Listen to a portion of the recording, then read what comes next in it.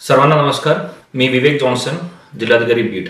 मागच्या काही दिवसापासून बीड जिल्ह्यामध्ये मुसळधार पाऊस चालू आहे आणि IMD द्वारे दिलेल्या इशाऱ्याप्रमाणे पुढच्या 2 दिवस रेड आणि ऑरेंज अलर्ट याचा इशारा सुद्धा दिलेला आहे. सर्वप्रथम मी बीडच्या सर्व नागरिकांना विनंती करतो की मुसळधार पाऊस चालू असल्यामुळे बीड जिल्ह्यामध्ये असलेल्या सर्व नदी, सिंदफणा असेल, मांजरा असेल, बिंदुसरा असेल, गोदावरी असेल, या सर्व नदीमध्ये मोठ्या प्रमाणे फ्लो चालू आहे.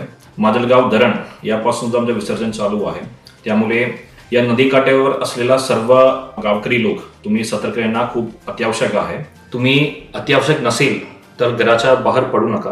कुठल्याही परिस्थितीमध्ये पूरग्रस्त रस्ता असेल, पूल असेल, हे तुम्ही क्रॉस करण्याचा कुठलाही प्रयत्न करू नका. या पूर्ण सिच्युएशन हँडल करण्यासाठी आमच्या जिल्ह्यामध्ये सुद्धा एक NDRFचं पथक आणि एक आर्मीचे पथक आपण स्टेशन केलेलं आहे. अत्याधुनिक परिस्थिती असेल आपण आर्मी मार्फत आणि NDRF मार्फत सुद्धा रेस्क्यू मिशन करू शकतो. आणि आपण कुठल्याही प्रकारचा स्थलांतर करायचं असेल, योजना शिफ्टिंग करायचं असेल तर त्याच्या सुद्धा पूर्ण लोकेशन सुद्धा प्रशासनाने आयडेंटिफाय करून ठेवलेलं आहे. तुम्हाला स्थलांतर केल्या ठिकाणामध्ये सुद्धा सर्व सोयी सुविधा करण्यासाठी स्थानिक पातळीच्या प्रशासनाला सुद्धा सूचना दिलेल्या आहे.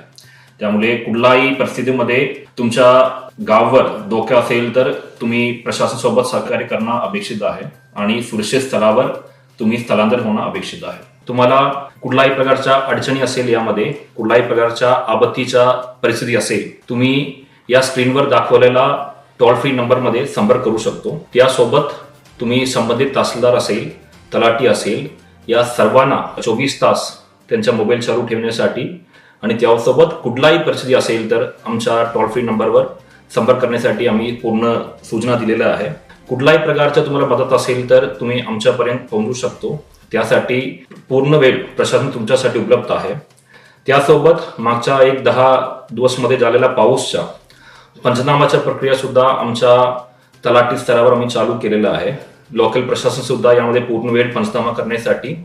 त्यासोबत घरामध्ये पाणी शिरलेलं असेल, आपण ताबडतोब तसे कुटुंबांना आपण 5,000 रुपये देतात आणि लवकरात लवकर आपण धान्य सुद्धा भरपूर ठिकाणी वाटप सुद्धा केलेलं आहे. यामध्ये तुम्हाला कुठल्याही प्रकारच्या माहिती या फिर तुम्हाला कुठल्याही प्रकारच्या मदत तुम्हाला भेटला नसेल, तुम्ही आमच्यापर्यंत या टोल फ्री नंबरवर पोहोचू शकतो. प्रशासन तुमच्यासाठी 24 तास उपलब्ध आहे आणि आपण सर्वजण सोबत या संकटातून लवकरच बाहेर पडू.